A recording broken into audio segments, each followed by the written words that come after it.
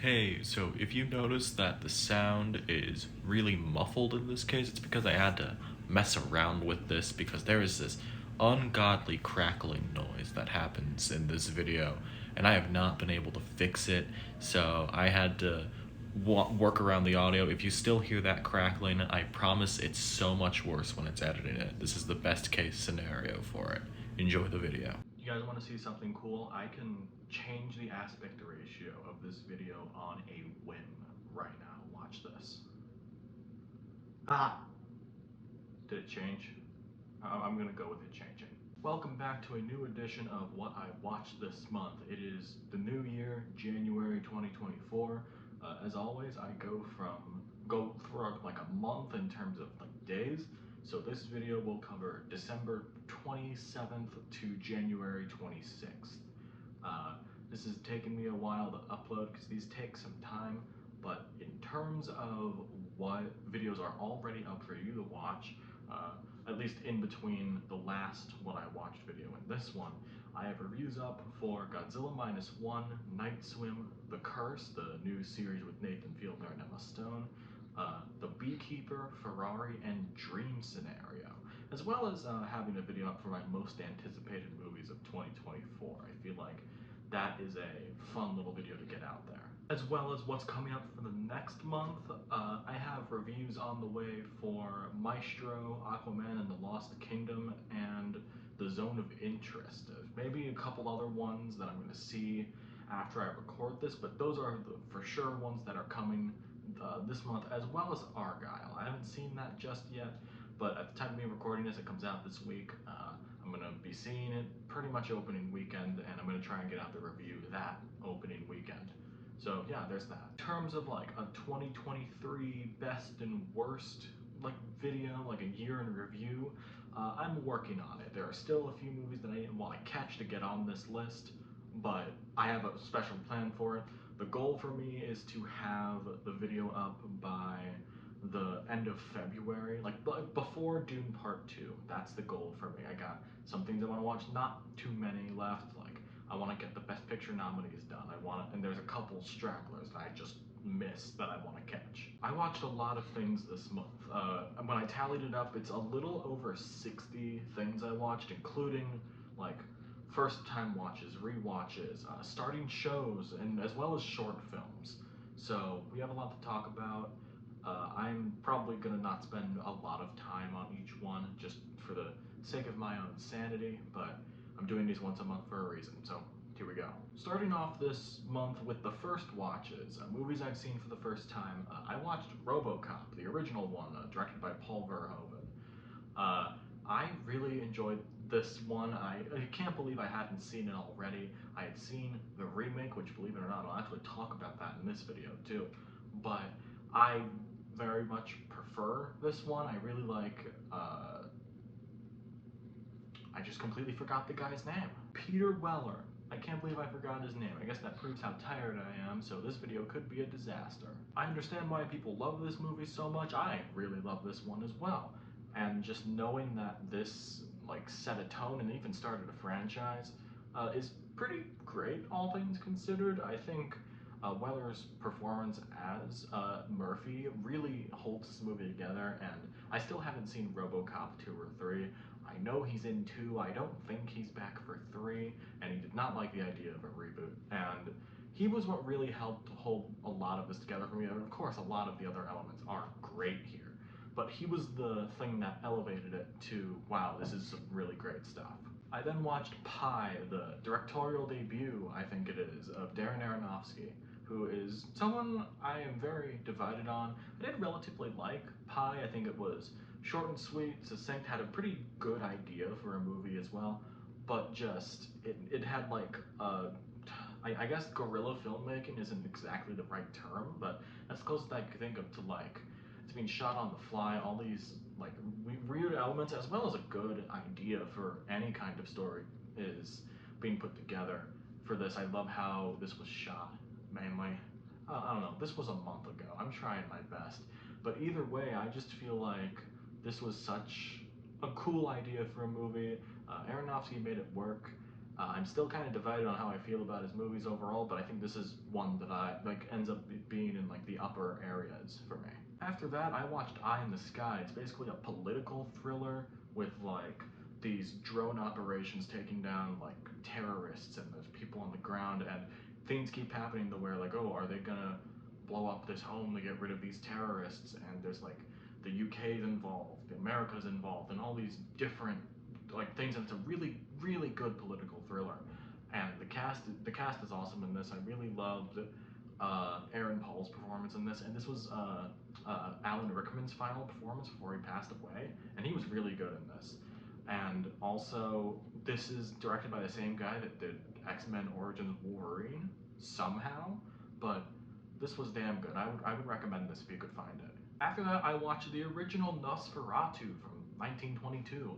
I couldn't believe I hadn't watched this already. I think when I was doing the prep for my most anticipated movies of 2024 video, I had realized, oh yeah, there's Robert Eggers' Nosferatu coming out this year, and then it just occurred to me, it's like, oh, I've never seen Nosferatu, so I put it on, and I still really enjoyed it. It's definitely something that I had to get used to. I haven't really seen a lot of movies from that time period that weren't for like film school, so it took a little bit of adjustment, but I still liked it overall. I think a lot of the practical sets and the castle, like the actual castle that Orlok is in, it was really cool. I liked that. But yeah, there's not really a lot to add to this one.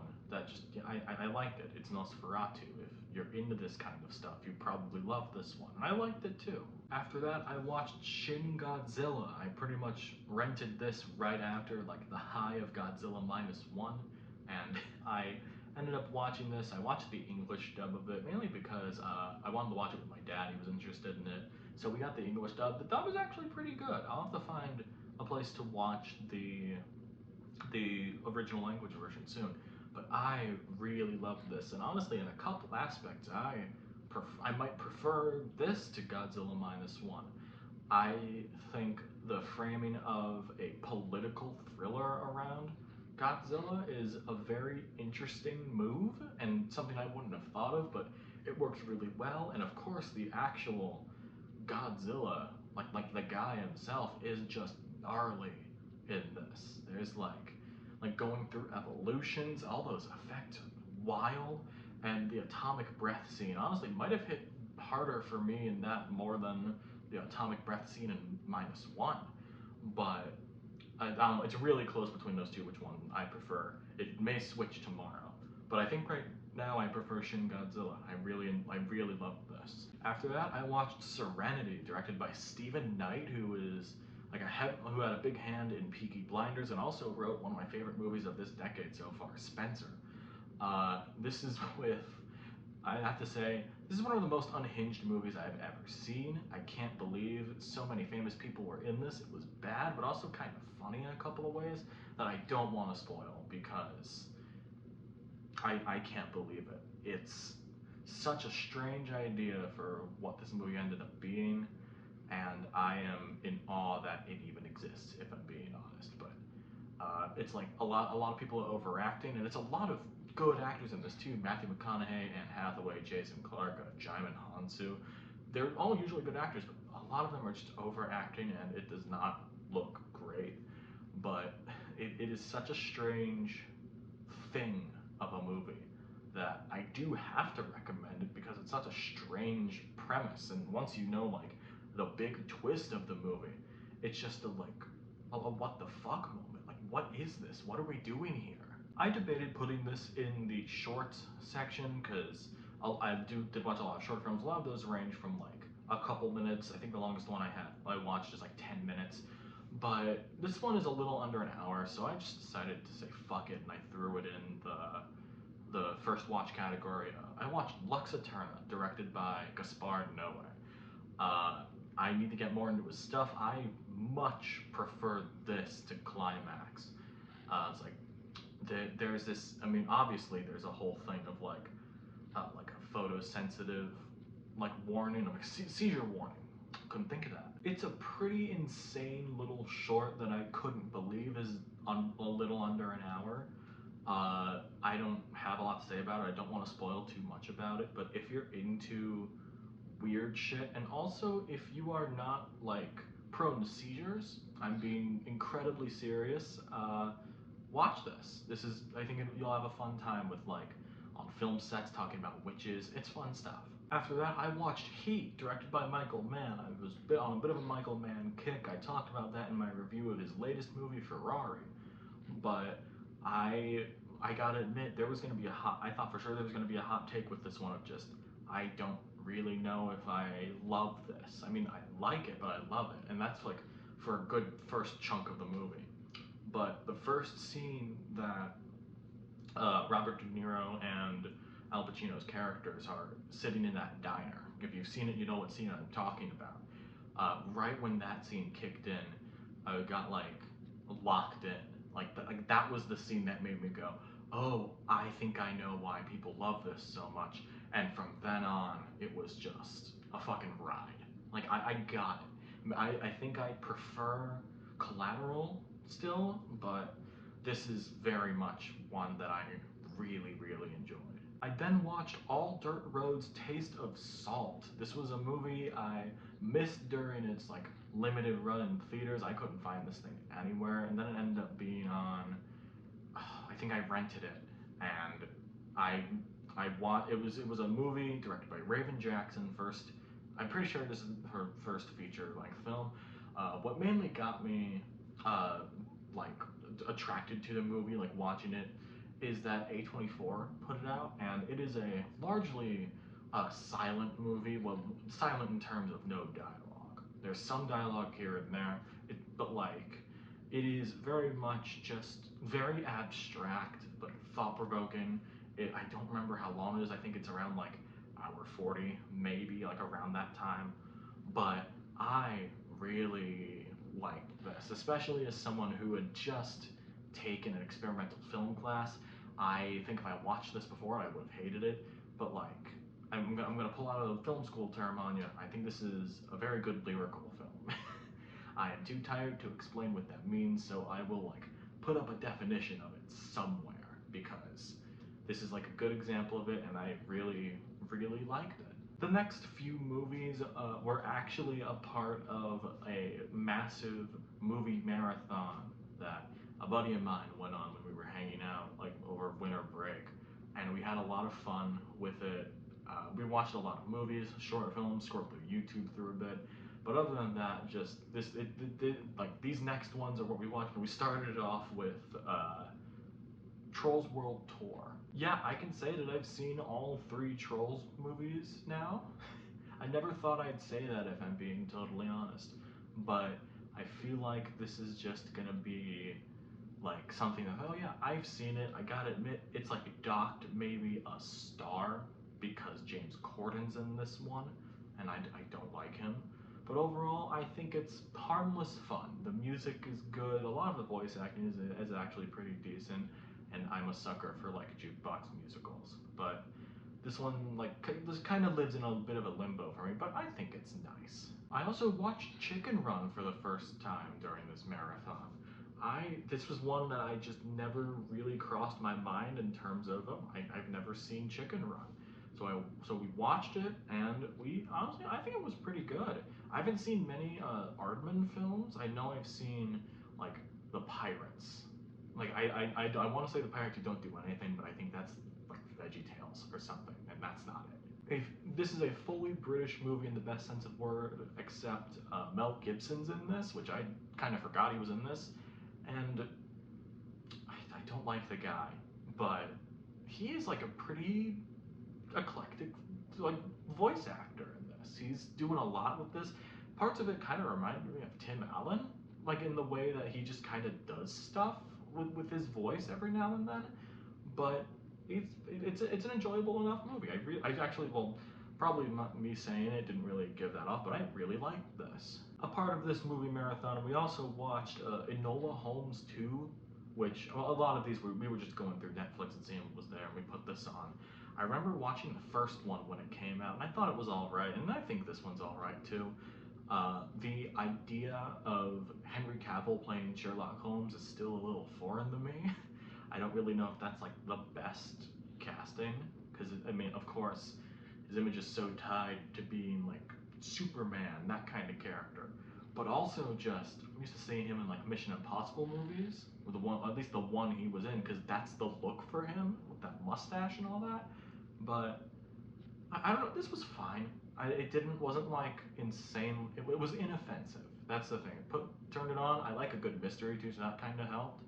But like, it would have helped to remember the first one, and I just didn't.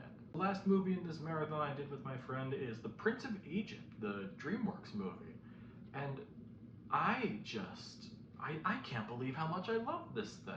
This was something that was just always kind of my blind spot, like Chicken Run. I never really thought about it. I didn't think, like, it never came to my mind of like, oh, I should probably watch more animated movies. Let's watch The Prince of Egypt. That never really came to my mind. So I was like completely like in the gray area of like, what is this movie gonna be? And I really loved this. Out of like the first watches I've done this year so far, that is by far my favorite.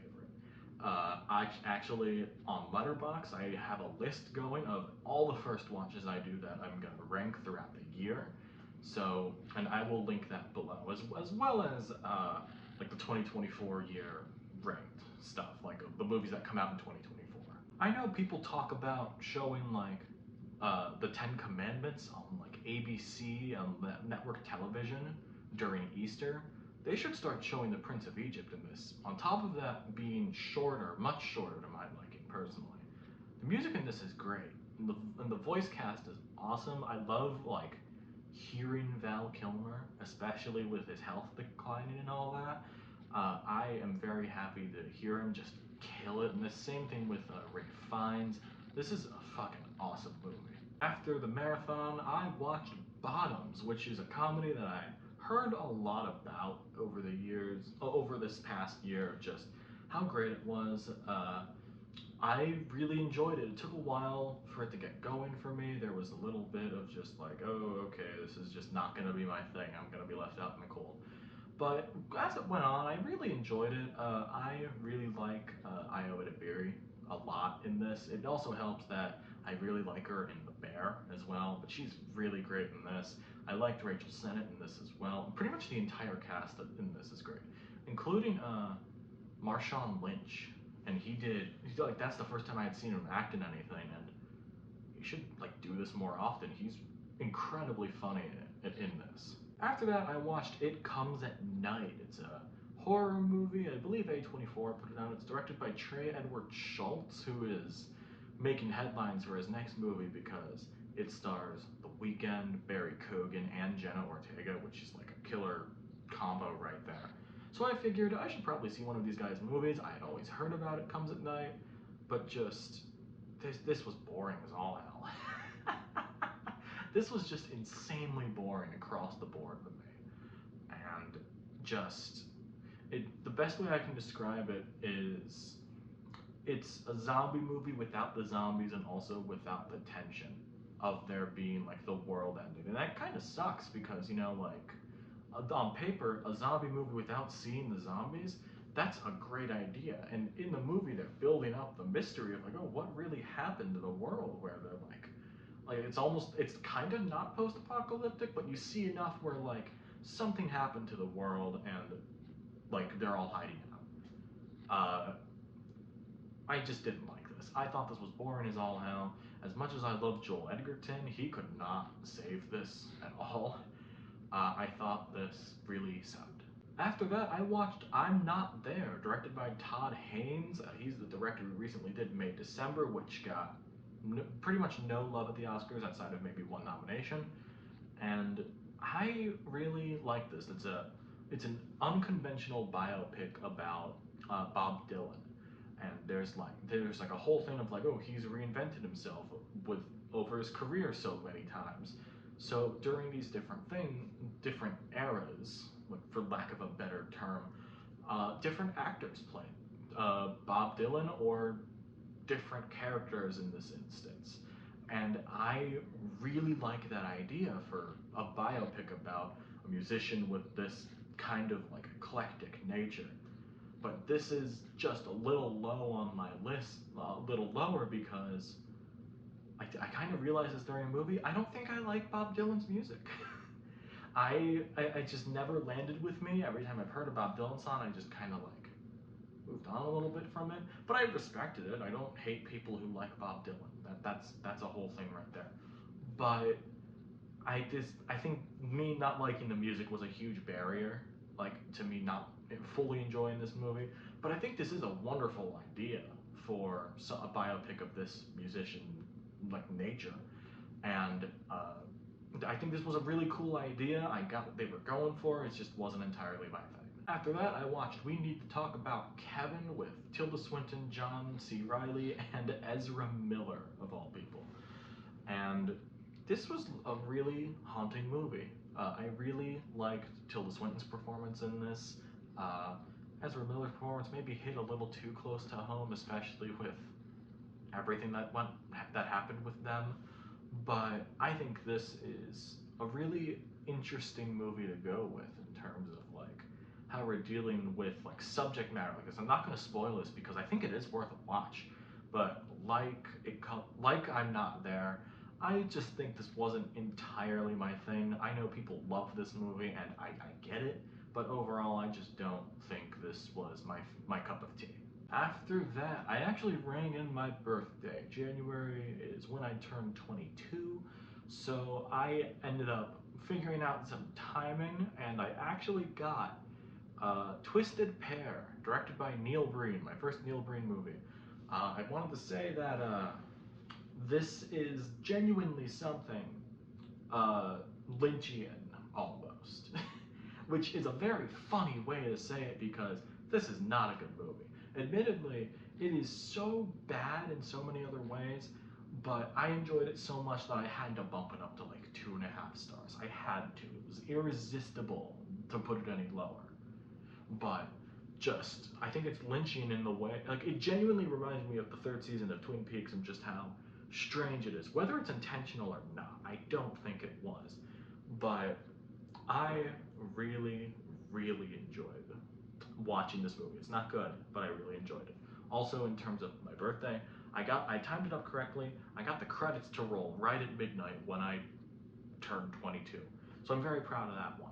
After that, I watched a new Netflix movie. I don't remember a lot about it. It's called Lift. It just came out on Netflix, and I have to admit this is just not good. I don't remember a lot about it, even though I know I watched it.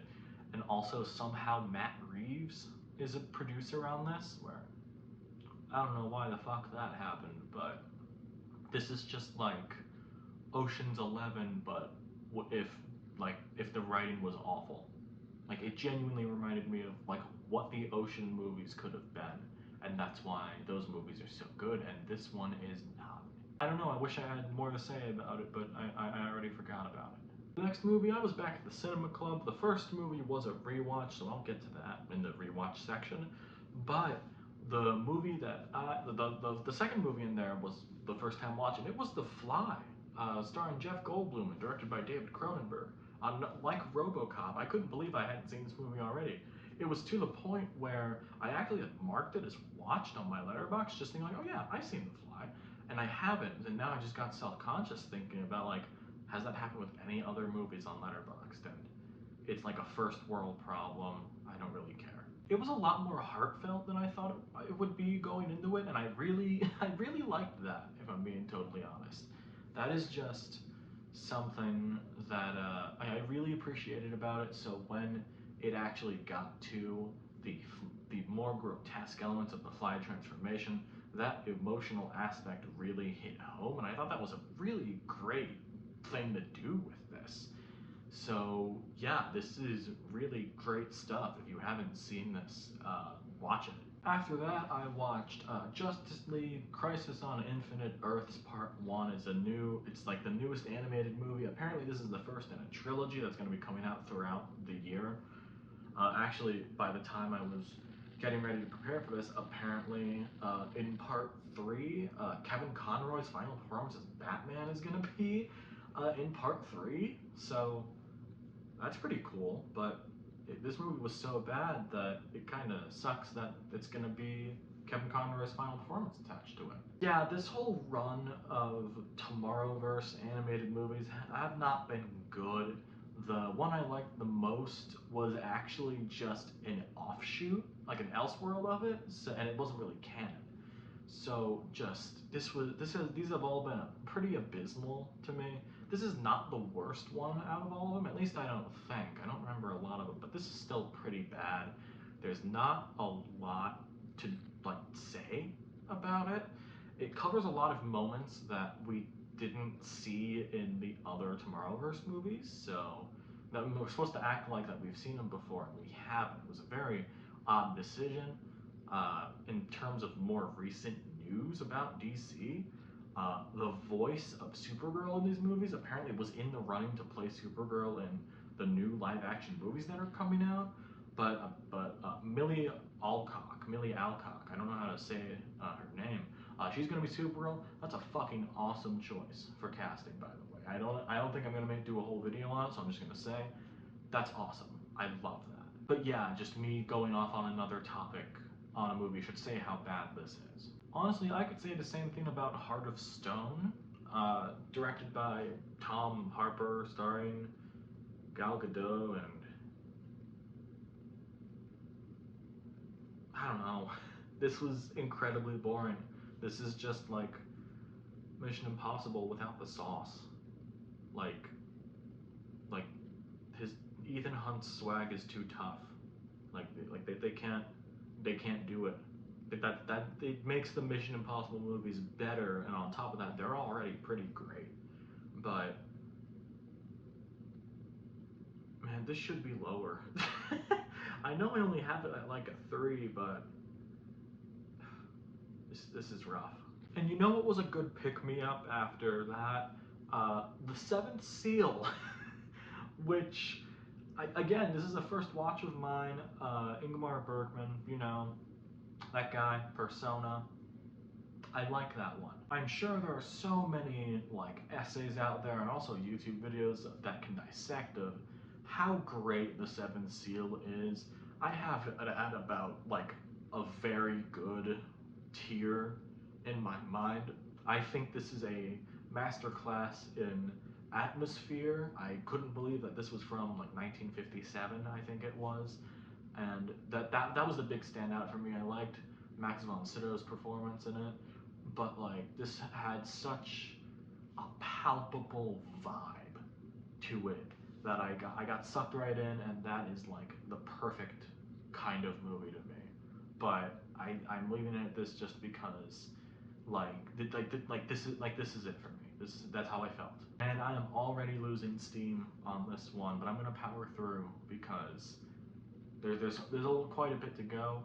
I also watched NYAD, the Diana NYAD movie about swimming, like marathon swimming. It just got nominated for a couple Oscars. Kind of surprised that happened because nothing really stood out in that regard. I mean, I like Jodie Foster. She's very cool. I don't know a person who doesn't like Jodie Foster, but I don't think this was Oscar worthy that way. The directors of this had done Free Solo, which I liked that a lot. And this is their first foray into narrative filmmaking, and this just was not great. There is a very funny scene in this. I don't think it's supposed to be funny, but I was laughing really hard and I was jaw dropped. But that's the vibe. After that, I watched Under the Skin, directed by Jonathan Glazer. I mainly watched this because it was on my watch list for a little bit, and this was like a couple days before I saw The Zone of Interest, which a full video is going to go up on that within like the first couple weeks of February. And I wanted to know what I was getting into with The Zone of Interest, and this was a very strange movie.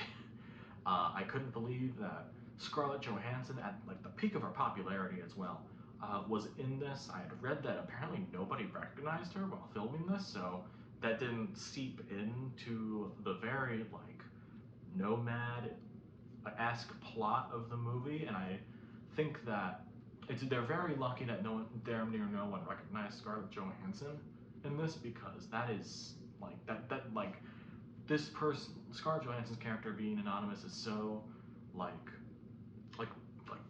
it's integral to the movie, and that it worked with an actress this famous, and also one of my favorite performances from her ever, is really like a miracle that it happened. I really dug this one.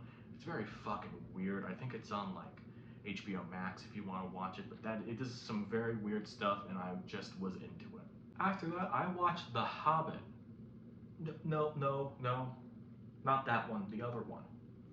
There we go. Yeah, the Rankin and Bass one. I really liked this one.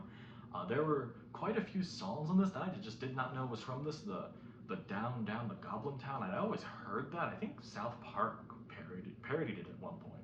So hearing it in this felt like a rave in this room right here at like 1 in the morning, and it was a fucking vibe. But this was just such a fun, goofy little movie. I've always said like at some point I'm gonna sit down and watch the Lord of the Rings movies and the Hobbit movies again. I want to sit down and watch all of them again at some point this year because there's a new Lord of the Rings movie coming out this year. So I want to sit down and watch them before then. And you know what? This was a fun little way to start it. If I can find the Rankin and Bass Return of the King movie, or I gotta admit, I gotta find out if they did any other ones outside of those two. But this is such a fun vibe, and I really liked it. And to end the first watches, we got through them real quick. Was Fargo. This was part of a cinema club. The other half of this, I had watched that already. I will talk about that as well. But Fargo, people love this thing. I thought it was pretty good. I think it's intentional that the Minnesotan accents were played so over the top that I didn't really take it seriously. But I know people love this movie. The whole wood chipper thing is gnarly, but I I think it was cool. But like I kind of don't get why people call it a masterpiece. If I'm being totally honest, but I think this is really gonna be I get why people love it so much. Although I prefer the other Coen Brothers movie that we watched in that, which I will get to later. Alright, we're into the rewatches now. I'm gonna blow through some of these just because whether some of them I've watched enough where I can say like, oh yeah, this is good, or some of them I even talked about in one I watched in December because I watched them that close together. At least for a couple of them I can do that. The first rewatch was Doctor Strange in the Multiverse of Madness. I've seen this movie quite a few times. I'm a sucker for Sam Raimi. Doctor Strange is probably one of my favorite Marvel characters. I get why people don't like this movie, but I fucking dig this. I really love this. This is one of my favorite movies that came out of that weird era of Marvel where they kind of didn't, where like they were a little more spotty than usual. But this is definitely one of my favorites from that era. I also rewatched Twin Peaks Fire Walk with Me. I don't know. I kind of got the urge to rewatch it again. I know seen it. I had seen it in the theater this past October, and I wanted to watch it again. And damn, it hurts. This one really hurts, and it is very quickly becoming one of my favorite movies. I can't. I mean, it's only the second time I've seen it, but goddamn, what a fucking thing this is. And I think like this is slowly becoming one of my favorite pieces of media ever. It's kind of hard to put into words how much I really love this movie. So I'm gonna leave it at that. If you've seen it, I think you know what I'm talking about. I also rewatched Mission Impossible: Dead Reckoning. There's no part 1 anymore. It got put on streaming, and part 1 is gone. And I actually got the 4K disc for Christmas, and that says part 1. So I've got a collectible item. Although I talked about this I talked about it more in my What I Watched in December video. I also have a full review up for this as well. I've talked about this already and how fucking great this is. So go watch those videos. I also rewatched Evan Almighty. This was something like a family movie night thing. First time I had really seen it in like maybe a decade. But like, this is an era of comedy I'm not really fond of anymore. It's not entirely my thing. But I like this. I think Steve Carell being in it really helps that. I like him. I also like John Goodman. But like, the late 2000s of it really hit me when they had like a dance party ending But it's not even like a dance party ending. It's just behind the scenes videos of them dancing because they had a bit throughout the movie. It's like, oh, Steve Carell's doing the dance, and so like they did the dance, and it's fun. Very late 2000s, just that's it. Very late 2000s. That's a good description of it. And actually, to end the 2023, I rewatched Oppenheimer, and this really hit. This was, I think, one of the first times I had watched it. Actually, no, that was the first time I had watched it since theaters, and it was out in theaters. Actually, I think right now it is back in theaters. If I can find, if I'm able to go to a showing for it in theaters, I'd probably go to that too. I have the 4K disc as well. But that was the first movie that I watched to end the year, and God, it still hits hard. I really, really love just how hard this movie hits in so many different areas. I really hope Cillian Murphy wins the Oscar. It's pretty much stuck between him and Paul Giamatti for The Holdovers, but I really liked it. And to kick off 2024, I rewatched Beau Is Afraid, which is a movie that I think about a lot, if I'm being honest. It's really stuck with me. I think it's crazy that Joaquin Phoenix got nominated for a Golden Globe for it, and that is awesome. If the Golden Globes were based enough, they would have picked him to win the Golden Globe over Paul Giamatti. That would have been incredible. But no, this is a very singular movie. I can't really think of any other movie like it. Maybe the closest thing I can think of is like The Truman Show, but even then, there's so many wildly different elements in this that set it apart from The Truman Show that are just really interesting. But what's holding it back from like a perfect 5 stars to me is I kind of hope that this doesn't mean that Ari Aster goes more in the comedy than horror, because he's very good at horror. But that's just more of a personal thing. I will be there for whatever Ari Aster does. But if that's just more of a personal thing, I hope he dips more back into horror. I also rewatched Smile from like 2022, I think. And I am continually blown away that this was as good as it was. I really thought this was going to be bad, but I think it got on my radar when one of my most popular videos on this channel is me reacting to the trailer for it. I might have actually like put a clip up here for what like my reaction was, because that video kind of did well for me. I'm just really scared that something bad is going to happen. I also watched Spider-Man 3 again. It may be a crazy take. I think this is the most rewatchable movie out of the trilogy, just for how silly it is. I will fully understand if you think that the first two are better movies, which, I mean, they are. But like knowing that like you could convince me that this is the best movie of the whole trilogy simply because for entertainment value, and I wouldn't disagree. I think this is one of the most entertaining superhero movies ever made, and it's really, really funny. I also rewatched Blade Runner 2049.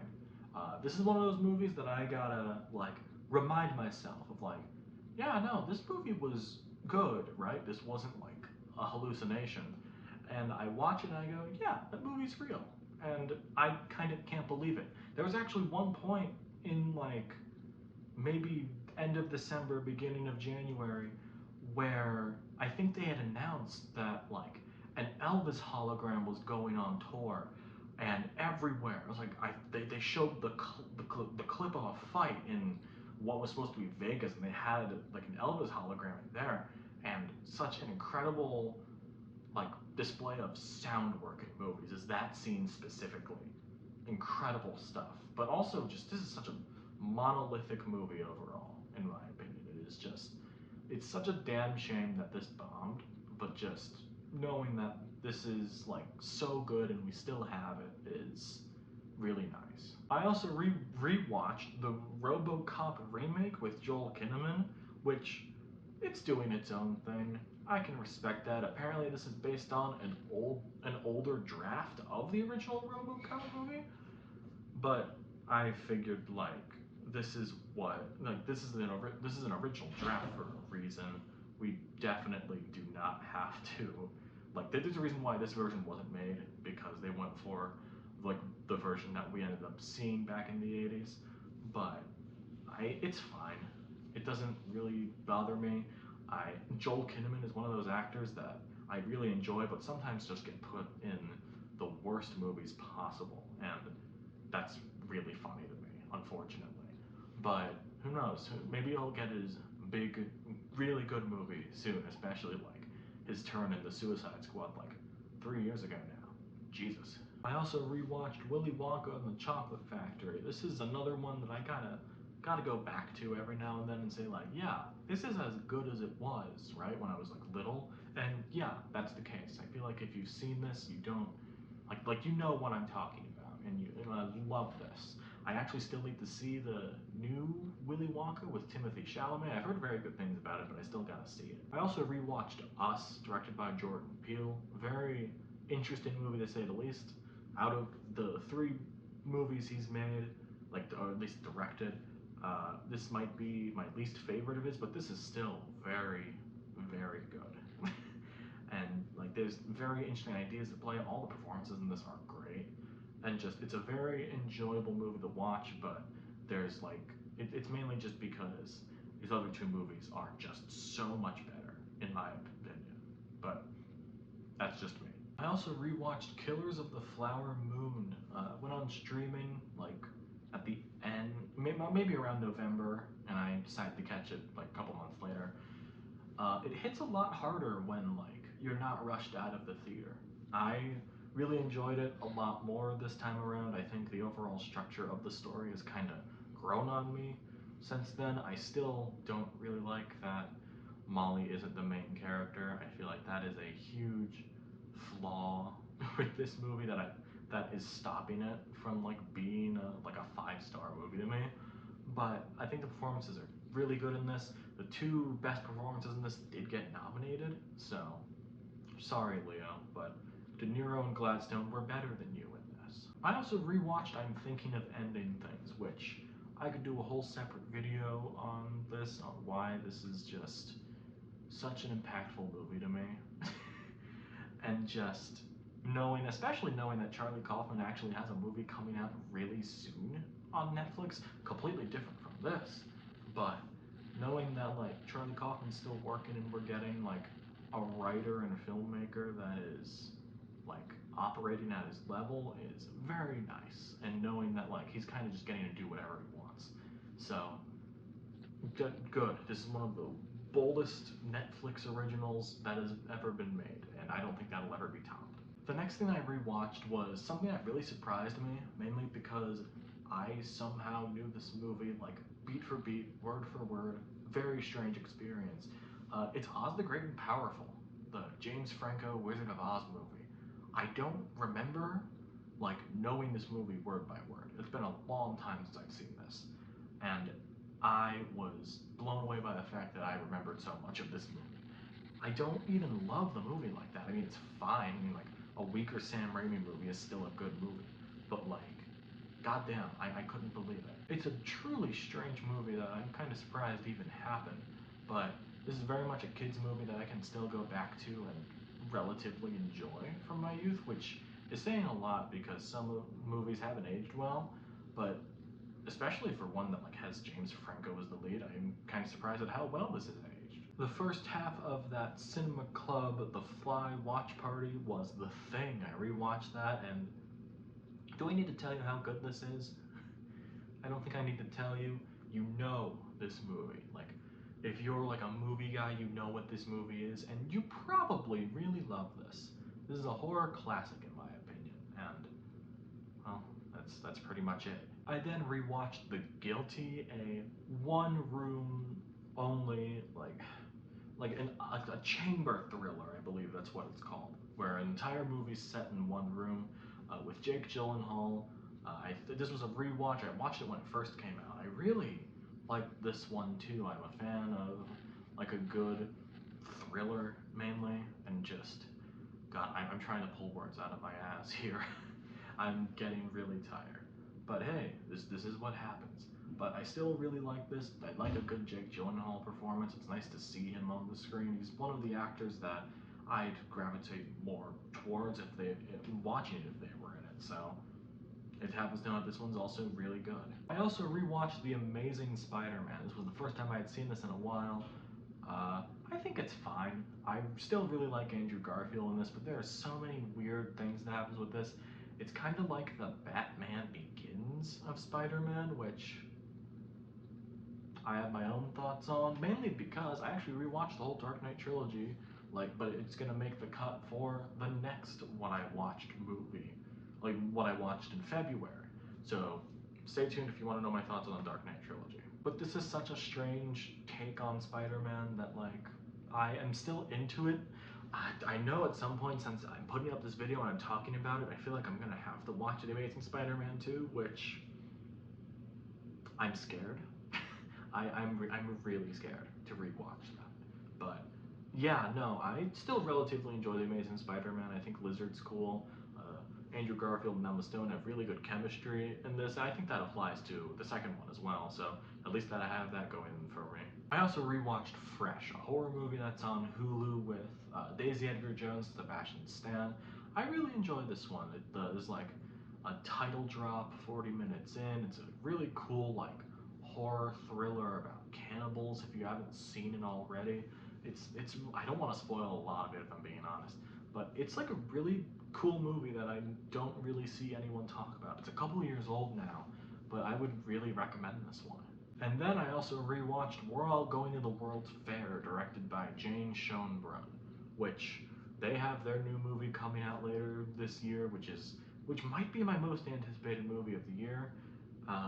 World's Fair is probably one of my favorite movies ever at this point. It's one of the only physical releases that I've gone out of my way to get from an indie seller, because I gotta admit, I usually buy my Blu-rays and 4K releases at Amazon because that's just easiest. But this is the only one that I went out of my way to go oh my god, I have to buy this. And it is a fun little release. I don't have it with me, but if I can get some pictures of it, I will send it. There's a nice little booklet that comes with it, and it'll show up right here if I can get a picture of them. But that is really cool. But yeah, this is a shifting of the tides for me of oh my god, this is a crazy new voice in horror and in just cinema in general. I don't use that term lightly, but this is an insane new voice out there right now. I'm so excited for I Saw the TV Glow, and I cannot wait to see what's in store. Final rewatch of the month was No Country for Old Men, the second half of the Coen watch party at the cinema club. I really loved this. I remember watching it a couple years ago for the first time before it was really in the movies, and I still relatively liked it then, but watching it now just really elevated it to me in terms of just, oh my god, this is just such a dark and bleak movie, which I like a good bleak movie, and this might be one of the best. I know I only have it at 4.5 stars, but maybe if a year from now I rewatch it, I wouldn't be surprised if it gets 5 stars for me. That's how much I really love this. This is all just one of those movies where if you haven't seen this, why? This is one that is really standing the test of time. It only came out 15, 16 years ago, I think. It's around that time, late 2000s, I think. It's really stood the test of time for me, and just how really good this is. You know what? I might bump it up to a 5 star. I don't care. I don't care if it shows up in the edit. It's a 5 star in my heart. I forgot to mention that I rewatched Good Time with Robert Pattinson, directed by the Safdie brothers. Not much else to say about it. I've seen it a couple times already. I really love this thing. I'm sad the Safdie brothers aren't really going to do anything anymore, but I'm curious to see where Benny and Josh take their careers here on out. Love Robert Pattinson. Okay, that's it for the rewatches. I'm going to blow through some of these short films, just mainly because they're short films. They all have artistic integrity, but pretty much these are all just I don't have a lot to say about them, but I did like all of these, so I'm just going to go through all of them. I watched Mona Lisa, directed by Toshio Matsumoto. I rewatched The Wonderful Story of Henry Sugar, The Swan, and The Rat Catcher, all directed by Wes Anderson. Sungazer, directed by Perry Rowland. This was recommended to me by a friend of mine. I really enjoyed this one. It's weird. It's got like epileptic stuff in there, so if you're prone to seizures, just have some caution to it. I watched a couple of Stan Brakhage short films, Stellar and Mothlight. I liked both of those. I prefer Stellar over Mothlight. I watched This Is John, directed by J. Duplass, and I also watched All My Life, directed by Bruce Bally, with the great Ella Fitzgerald song soundtracking that. The one outlier out of this is the Hazbin Hotel pilot. I'm debating on watching the show. I think I'm gonna binge it all when it like fully drops on Amazon. I actually kind of dug it. Not really anything that like it stands out too much for me, but I like to step out of my comfort zone. It's not really anything. I knew people in like high school, because I'm in that age when this pilot came out, that were obsessed over this, and it kind of soured me on the whole thing. But hey, it's 5 years on. I watched it. It's pretty cool. I heard Keith David is in the show, and that just made me go, okay, well, I might have to watch it now. But the pilot's pretty cool. I promise we're almost done, but I only completed one show in the past month, and that is Echo, the Marvel miniseries that came out. They all dropped at once. I watched it all in one night just because, you know, why not? It was okay. I think this is like fine enough as it is. I don't have a lot to say about it because it kind of went in one ear and out the other for me, or I should say. But I like the character of Maya. I think that's interesting. I think using Kingpin, although I think his plotline is the weakest element of the show, I think you can tell that Vincent D'Onofrio really loves playing this character, and just like that's what's going on. Apparently, all the Netflix shows are canon now, and I haven't seen any of those, so maybe I'll talk about those if I start. One show that I did start though over this month, closer to the end, I didn't get too far, is Mindhunter. This is a show that I kind of surprised I haven't watched already, so I decided to start it. I'm only like 4 episodes in. I am really digging it. I really like the chemistry that Jonathan Groff and Holt McElhenney that have in this. I love the idea of like rooting it in time with the FBI and figuring out like how serial killers' minds work. And that is a very interesting idea for a show. And that is everything I watched in January. Thank you so much for watching. I don't know how long this video is going to be, but I'm tired.